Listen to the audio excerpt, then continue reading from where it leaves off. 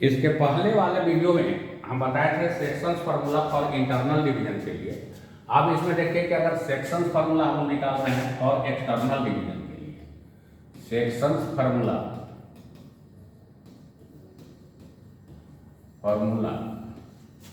For external division, sections formula for external division के लिए, इसके पहले वाला में हम लोग देखे थे इंटरनल डिवीजन, अब है एक्सटर्नल डिवीजन। तो मान लीजिए कि कोई लाइन सेगमेंट है ए बी और पी, इसको एक्सटर्नल पॉइंट है।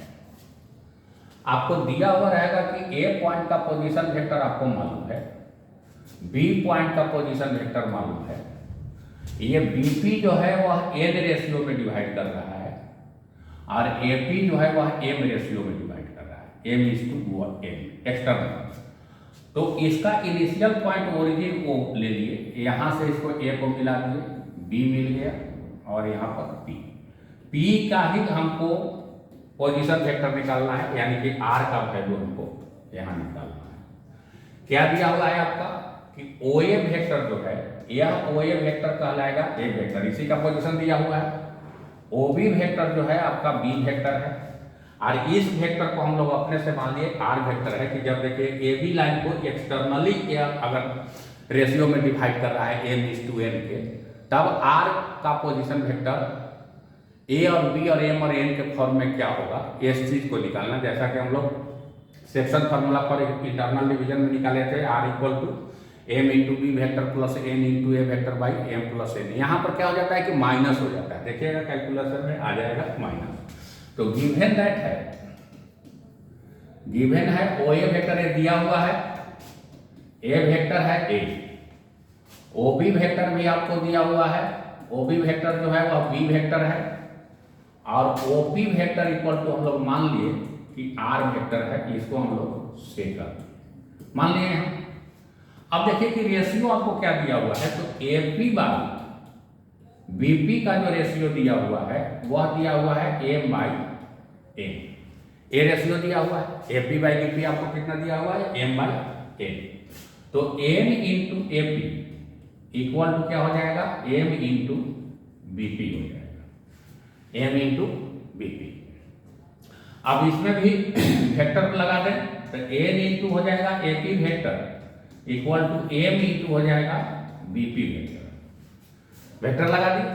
अब देखिए इसको कि जब वेक्टर पोजीशन लगा दिए इसका, तो n × AP वेक्टर का मतलब क्या हो गया कि P बाद में है A पहले है, तो position vector of P minus क्या हो जाएगा, पोजीशन वेक्टर ऑफ A हो जाएगा। तो यानी कि पोजीशन वेक्टर P का OP हो जाएगा माइनस पोजीशन वेक्टर क्या हो जाएगा OA इक्वल टू m × यहाँ BP है, तो position vector of P minus हो जाएगा कितना, पोजीशन वेक्टर ऑफ B। अब OA OB का तो मालूम है और OP को हम लोग क्या मान लिए हैं, R वेक्टर माने हैं, तो उसी R वेक्टर का पोजीशन को हम लोग को सेक्शन फार्मूला के फॉर्म में निकालना है। तो n × OP वेक्टर का वैल्यू आपको R है, माइनस हो जाएगा A vector equal to m × हो जाएगा OP वेक्टर का वैल्यू R है, माइनस हो जाएगा माइनस हो जाएगा B वेक्टर।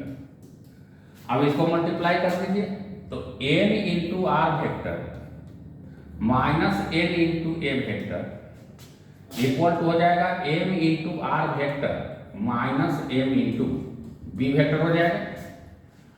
अब देखो इसको हम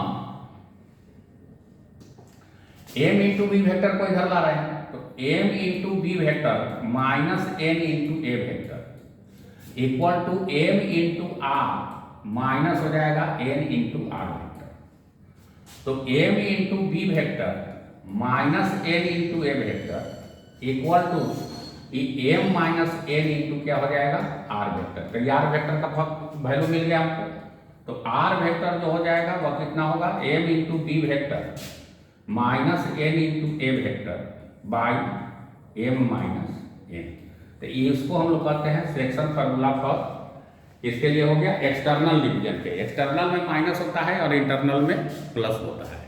फिर उसके बाद हम दूसरे क्लास में डिस्कस कुछ क्वेश्चन भी करेंगे।